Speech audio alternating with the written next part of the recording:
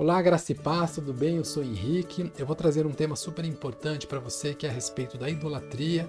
Para muitos um tema delicado, mas é super importante que você entenda que a idolatria não simplesmente está associada à imagem ou a ídolos, ela também está associada a idolatrar coisas, pessoas, objetos. Eu vou trazer um pouquinho sobre a luz da palavra esse tema, tá bom? Espero que você fique até o final.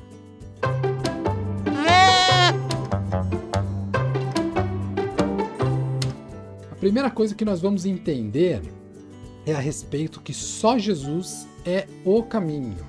Isso a gente pode ver lá no livro de João 14, de 6 a 9, que está escrito: Respondeu Jesus: Eu sou o caminho, a verdade e a vida, e ninguém vem ao Pai a não ser por mim.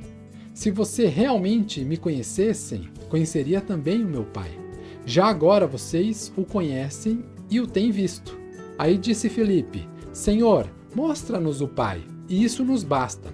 Jesus respondeu: Você não me conhece, Filipe. Mesmo depois de eu ter estado com vocês durante tanto tempo, quem me vê, vê ao Pai. Como você pode dizer, mostra-nos o Pai? Eu vou começar com esse texto onde Jesus afirma: Ele é o caminho, Ele é a verdade e Ele é a vida. E ninguém, olha que interessante, ele colocou vem ao Pai, porque Jesus e o Pai, Jesus falava que o Pai está nele e ele está no Pai. Então a pessoa de Jesus, quando você olha para ele, quando você ora para ele, você também está orando para o Pai. Então é super importante se entender que somente Jesus é o caminho e não existe ninguém que faça essa ponte entre o homem e Deus, a não ser Jesus Cristo de Nazaré.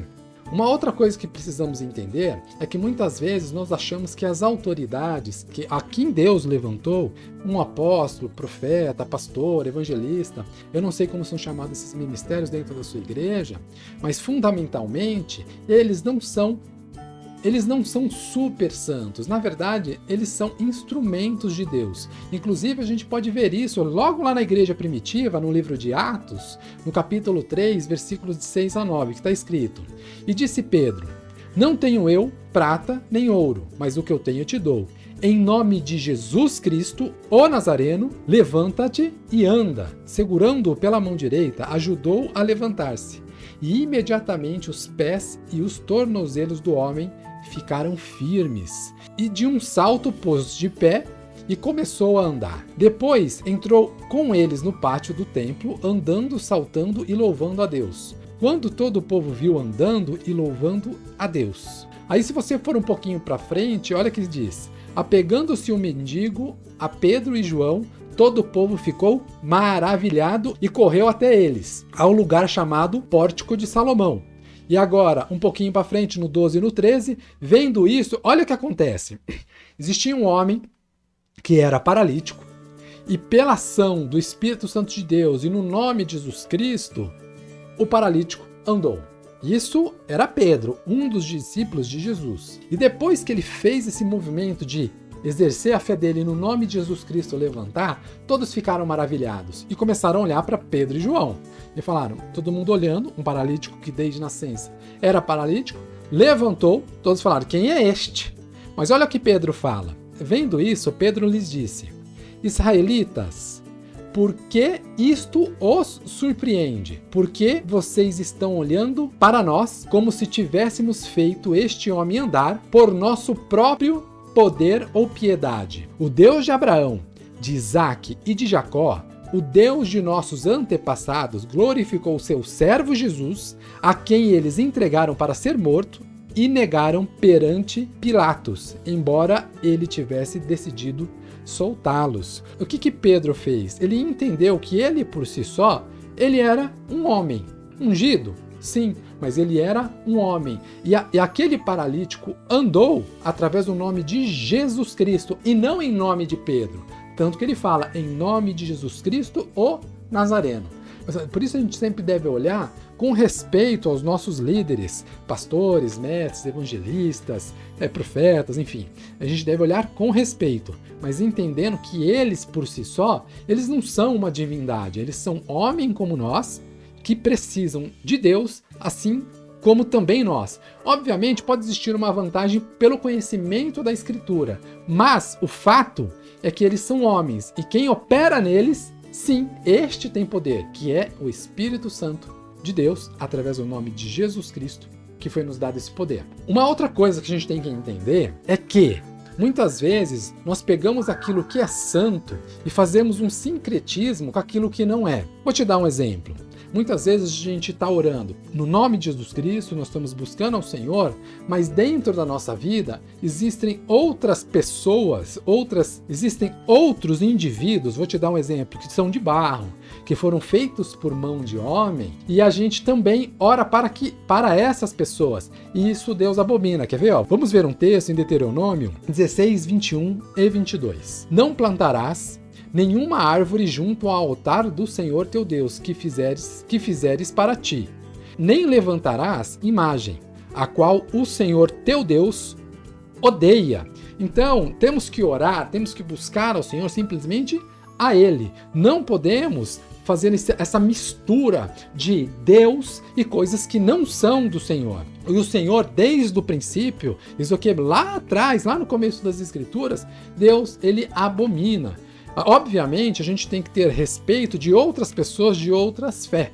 Porém, para nós, evangélicos, que nos convertemos a Cristo, temos que entender a palavra do Senhor, porque não existe um ou dois, existem dezenas de versículos apontando para que não podemos fazer nenhum tipo de sincretismo a respeito da pessoa de Deus e de Jesus. O Senhor é um só e não existe outro. Imagina você, Criador de todas as coisas, vendo que os homens, eles pegam outros deuses e atribuem valor a eles. Quando na própria palavra de Deus, Deus questiona isso, quer ver? Lá no texto em Romanos 11, 33 a 36. Ó profundidade das riquezas, tanto da sabedoria como da ciência de Deus. Quão insondáveis são os teus juízos, e quão irrecrutáveis os teus caminhos. Porque quem compreendeu a mente do Senhor? Ou quem foi o seu conselheiro? Ou quem lhe deu primeiro a ele, para que lhe seja recompensado? Porque dele e por ele e para ele são todas as coisas.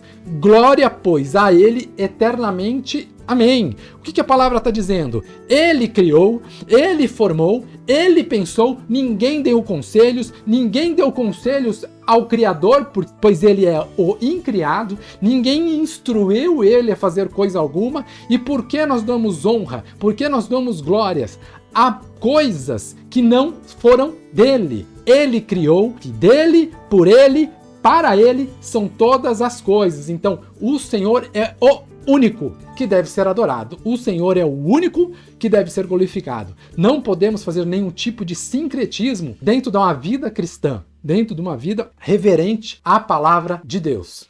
Aí muitas vezes a gente pode se perguntar, mas espera aí, eu nasci assim, tem uma tradição que está sendo de geração em geração, é passada por pai, por filho, às vezes por uma doutrina de determinada igreja, a respeito fala-se muito de tradição. Porém, vamos ler o que Jesus fala a respeito de tradições que estão fora, que não estão condizentes com a palavra de Deus. Vamos abrir a palavra de Deus em Mateus 15, de 1 a 3.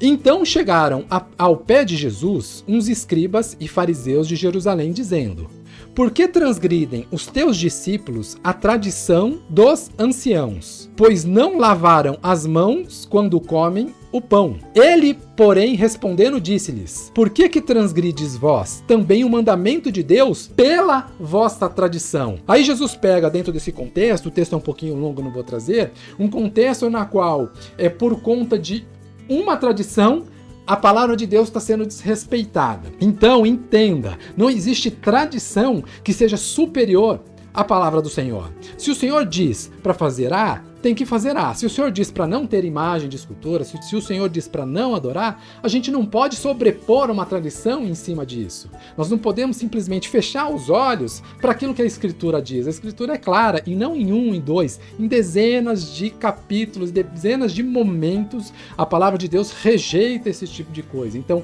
é inaceitável para o cristão esse tipo de mistura dentro do Evangelho. Se você tem algum tipo de imagem, se você tem algum tipo desse sincretismo, ou coisas que tiram a presença de Deus da sua vida, como por exemplo, se você por acaso vê alguma coisa espiritual em cima de uma pedra ou em cima de outras coisas, que senão o Senhor, com muito respeito, pega elas, guarda, escondido mesmo, você não precisa fazer um alvoroço, mas eu recomendo que você tire da sua casa, que você não fique mais com elas, porque o Senhor, ele é santo.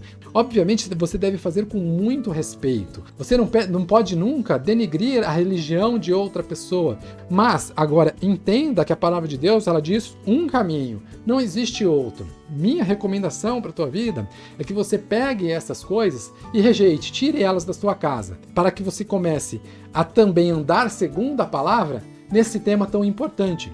Aí você pode se perguntar, peraí, eu não tenho nada disso na minha casa, mas, eventualmente, eu vou consultar médiums, eu vou consultar outras pessoas que trazem de uma maneira espiritual para minha vida alguma coisa. Eu não vou te responder simplesmente falando o que eu penso, eu vou dizer aquilo que está escrito na Bíblia, na palavra de Deus, que está escrito lá em Isaías 8, 19 a 20. Está escrito o seguinte, ó: quando vos disserem, ide consultar algum médium que fale com espíritos, adivinho ou alguém que saiba murmurar encantamentos, porquanto o povo costuma recorrer aos seus deuses e aos mortos em favor de vivos, respondereis, o que se deve fazer é consultar a lei, consulte a Bíblia e os seus ensinamentos. Se eles não falarem de acordo com tudo essa palavra, certamente jamais poderão ver a luz. A palavra do Senhor, ele está dizendo, olha, não faça mais isso. Me consulte a própria palavra de Deus, para que ela te traga essa luz, para que ela te traga esse entendimento. Faça aquilo que o Senhor diz que tem que fazer. Você deve fazer o que a palavra diz. Você não precisa consultar ninguém, porque a palavra de Deus já é verdadeira. E o Senhor, em diversos momentos, ele abomina isso também. Tá bom? Minha recomendação para você, deixe esse tipo de atitude. Isso não agrada a Deus. A palavra de Deus é tão importante que nem mesmo um anjo tem autoridade para nos trazer qualquer coisa diferente daquilo que está escrito nela. Quer ver? Ó, vamos abrir lá em Gálatas 1, 8 a 12. Mesmo ainda que nós mesmos ou um anjo do céu vos anuncie outro evangelho, além dos que eu tenho anunciado, seja anátema. A palavra de Deus diz maldito. Assim como já vô-los dissemos, agora de novo vô-lo digo, se alguém vos anunciar outro evangelho, além do que já recebeste, seja anátema. Porque persuado eu agora a homens ou a Deus? Ou procuro agradar a homens? Se tivesse ainda agradando aos homens, não seria servo de Cristo. Mas faço-vos saber, irmãos, que o evangelho que por mim foi anunciado não é segundo a homens, porque não o recebi, nem aprendi de homem algum, mas pela revelação de Cristo Jesus. Então, não importa qual seja o espírito, a Bíblia, ela é a palavra de Deus e você não precisa consultar ninguém, e mesmo que venha um anjo do céu falar qualquer coisa diferente daquilo que está escrito da palavra, seja anátema, ou seja, da maneira mais polida de dizer, seja maldito. Então entenda, por favor, não consultem espíritos, não consulte nada disso. O Senhor, como eu te li para você, ele não se agrada com esse tipo de coisa. Então seja renovado e transformado. Fica com Deus, Deus te abençoe.